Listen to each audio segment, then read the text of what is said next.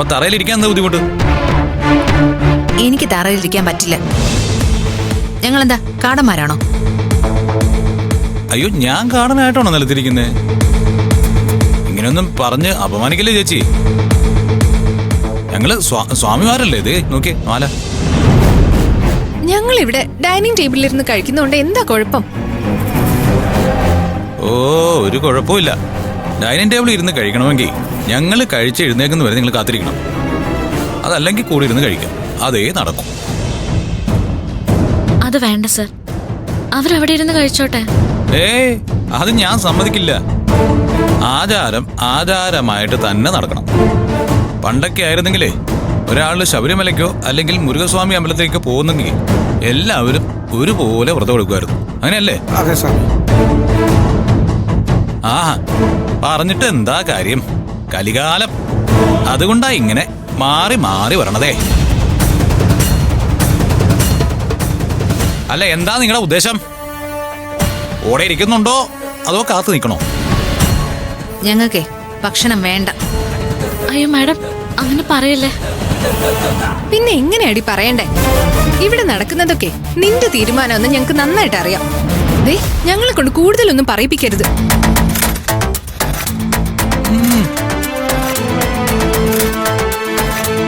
അയ്യോ, കഷ്ടായല്ലോ സർ, അവര് കഴിക്കാതെ കിടന്ന.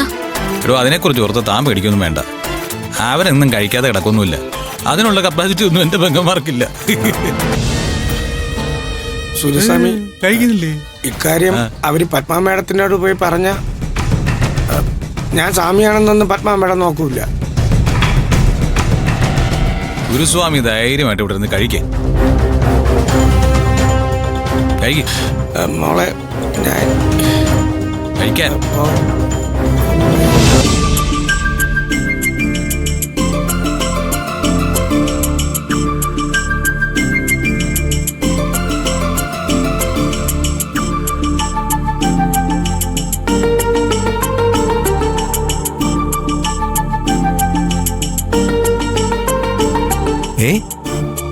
ഇതെന്താ മോളെ ഇവര് നിലത്തിരുന്ന് കഴിക്കുന്നേ?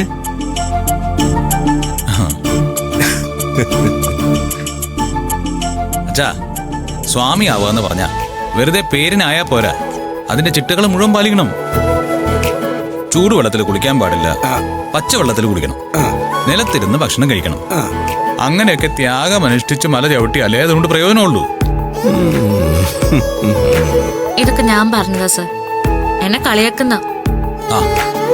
അതെ, കളിയാക്കുന്നാണെങ്കിൽ ഞാൻ താഴെ ഇരുന്ന് ഭക്ഷണം കഴിക്കുക വെച്ചാ. എന്തായാലും നന്നായി. ചിട്ടകളൊക്കെ അനുസരിച്ച് മല ചവിട്ടുന്നത് തന്നെയാ അതിന്റെ ശരി. അതെ.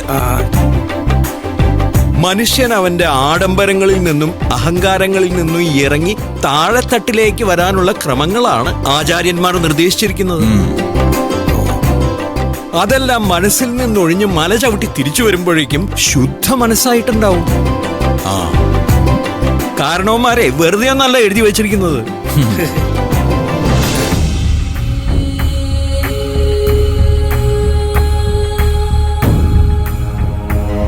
ആരാ ഇവർക്ക് ഭക്ഷണം കൊടുക്കാണ്ടിരുന്നേ? കഴിക്കും.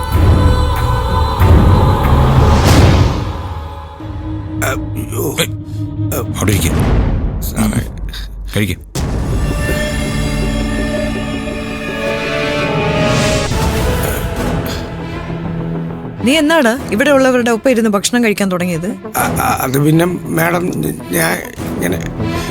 അതെ, ഗുരുസ്വാമിയാ. കൂടെ ഇരുന്ന് ഭക്ഷണം കഴിക്കാനുള്ള എല്ലാ അർഹതയും ഗുരുസ്വാമിക്കുണ്ട്. അതിനെക്കുറിച്ചൊന്നും സംസാരം വേണ്ട. ശരി, അതിനെ കുറിച്ച് സംസാരിക്കുന്നില്ല. ഇവിടെ എന്റെ മക്കൾക്ക് ഭക്ഷണം നിഷേധിച്ചല്ലോ. സ്വാമിക്ക് അതിനെപ്പറ്റി എന്താ പറയാനുള്ളത്? ഭക്ഷണം നിഷേധിച്ചൊന്നുമല്ല മാഡം, ഒപ്പം ഇരുന്ന് കഴിക്കാൻ സൂര്യ സാർ പറഞ്ഞതാ. അവര് തറയിരുന്ന് കഴിക്കണം. നീ ആണോടി ഇതൊക്കെ നിശ്ചയിക്കുന്നത്? അതെ, നന്ദിനി അല്ല, ഞാനാ നിശ്ചയിച്ചത്. ഒന്നുകില് കൂടെ ഇരുന്ന് കഴിക്കണം, അല്ലെങ്കിൽ ഞങ്ങൾ കഴിച്ച് കഴിയുന്നവരെ കാത്തിരിക്കണം. ഇത് രണ്ടും പറ്റില്ല എന്ന് പറഞ്ഞു, അത്രേ ഉള്ളൂ. അവരത് കേട്ടില്ല.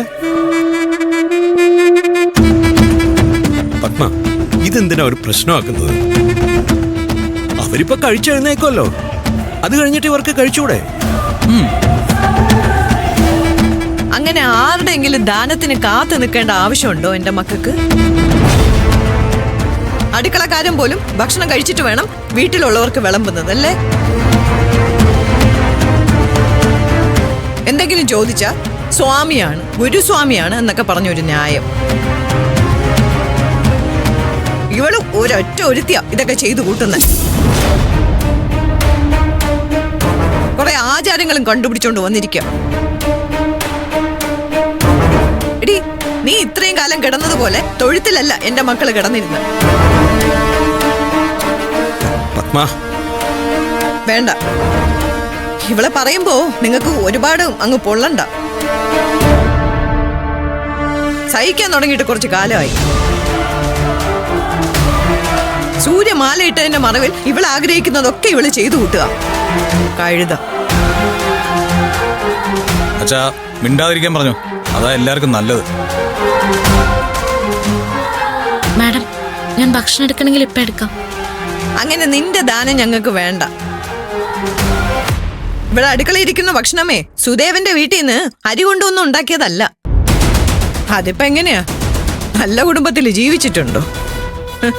അച്ഛൻ വളർത്തിയ മാടുകളുടെ കൂട്ടത്തില് ഒരെണ്ണായിട്ടല്ലേ നിന്റെയും വളർച്ച. അതുകൊണ്ടാ നിനക്ക് ഇങ്ങനെയൊക്കെ തോന്നുന്നത്. ഒന്ന് നിർത്തുന്നുണ്ടോ?